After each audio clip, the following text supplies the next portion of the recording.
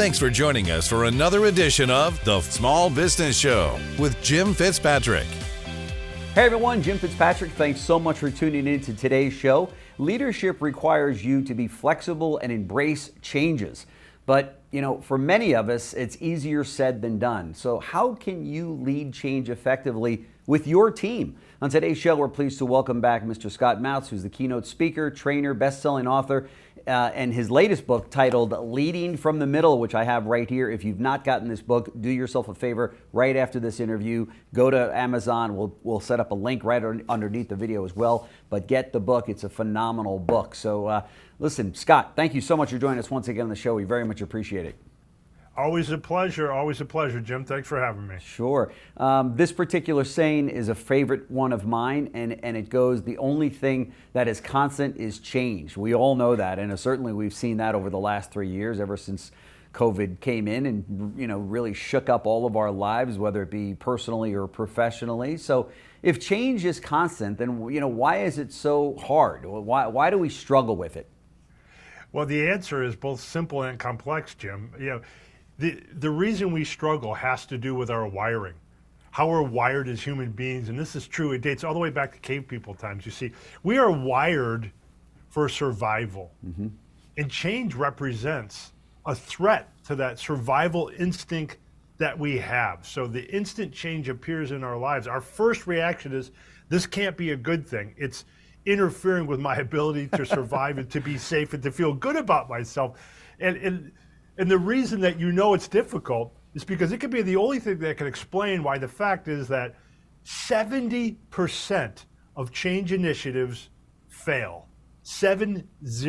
Wow. There's something deeper at work that makes it so hard. Yeah, there's no question about it. And, it's something that everybody, fears, that whether or not they can handle the change, and they get upset over it and they think about it and they overthink about it. And at the end of the day, if you're equipped to deal with it and you understand it better, and that anxiety goes away and the fear goes away, you're more apt to deal with it better, right?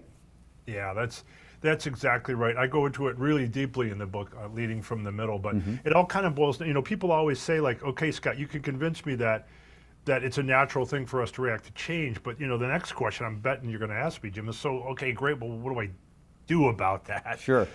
And I guess the answer there is, you have to start with the number one reason why change initiatives fail, right? We talked about 70% fail, and that's a conservative estimate, by the way. Some estimates go as high as 80%. Wow. The number one reason we fail is that the leaders of change don't communicate the right things in the right way at the right times. Right.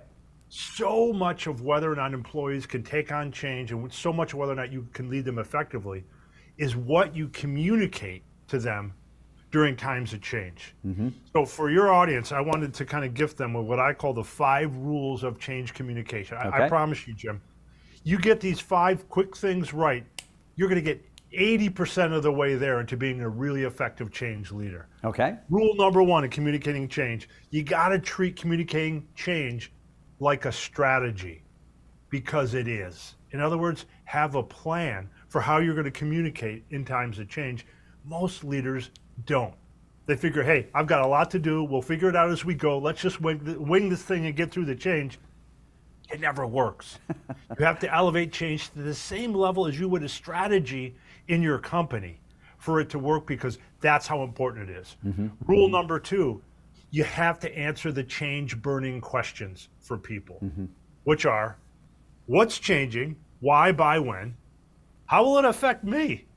How will I know I'm doing okay, and will you support me along the way? Yeah. We did a lot of studies with organizations that announce reorganizations and layoffs. Yeah.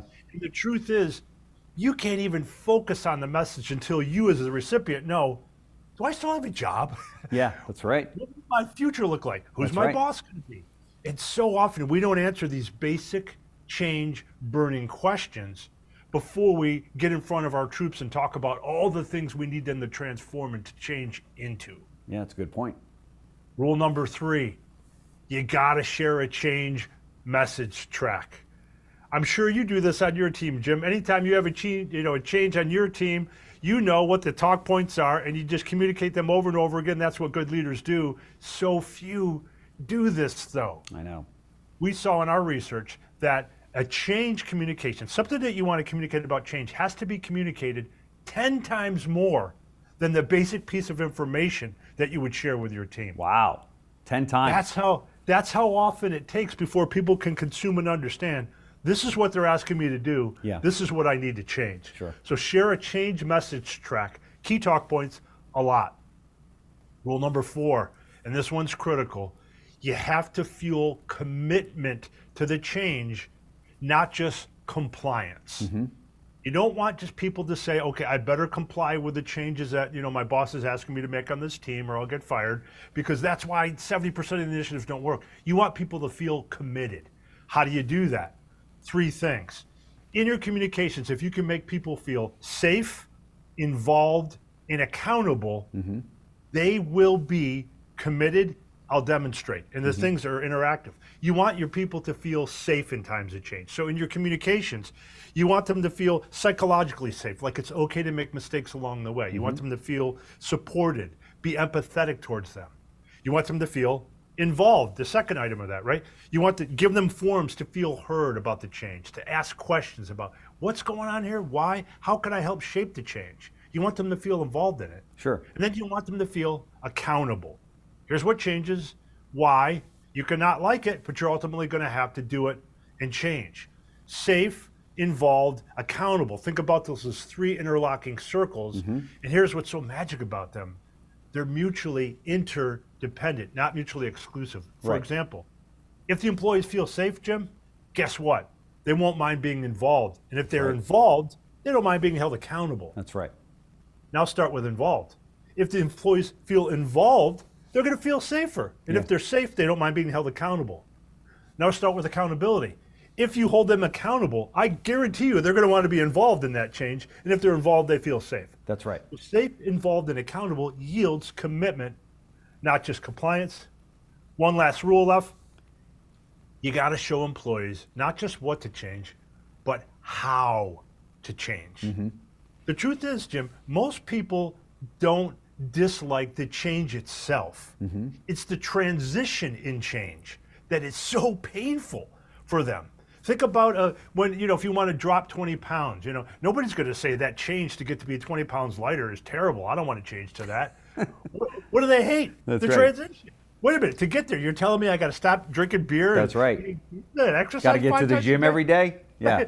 Yeah, that's not going to work for me. No. So people struggle with a transition. Sure. So to help them with how to change, you can use, and I talk about this in the book, Leading from the Middle, you can create what's called the BEST guide. BEST, it's an acronym that stands for spell out the behaviors, the expectations, the skills, and the training that you're going to provide along the way to help them change successfully. I promise you, follow these 5 rules of change communication, and you will be on the plus side of that 30% of initiatives that actually make it through the change cycle. I love it. I love it. And these are the kinds of things that companies need to hear and they need to put into practice, because so many managers out there and so many leaders, I was one for many years, I didn't know what I didn't know in the way of so many times in management and leadership. I mean, that's one thing, that's one area that a lot of companies and leaders will say, I'm not getting enough training on how to be an effective leader. Thank God there's writers, good writers like you and books like this that can help along the way. But to give us these 5 rules, very, very important. And everything that you said makes sense. There's no question about it. And during times like this, leaders and company owners and sales managers alike, they're grasping on to content like this wherever they can, because they need this to make it through all of the changes that we're seeing, right?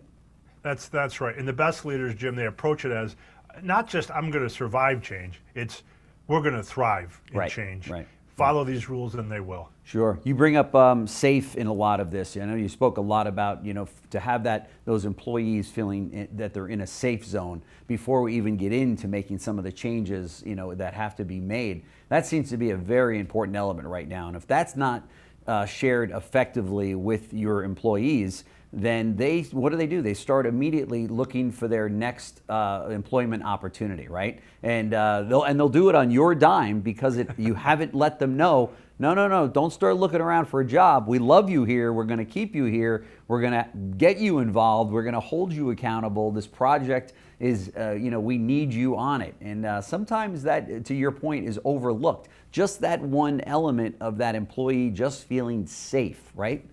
That's right. And guess what, Jim? Guess how much it costs to help your employees feel safe in times of change? Zero. Nothing. Right. It's about showing empathy. That's right. Anticipating the burning questions that they have, making them feel competent, reminding them that you've been through change before. You'll get through this again, and on the other side of it, you'll be even better. You will look back on it and say, man, I really learned something. I grew from that. That's free. It just requires intention. That's exactly right.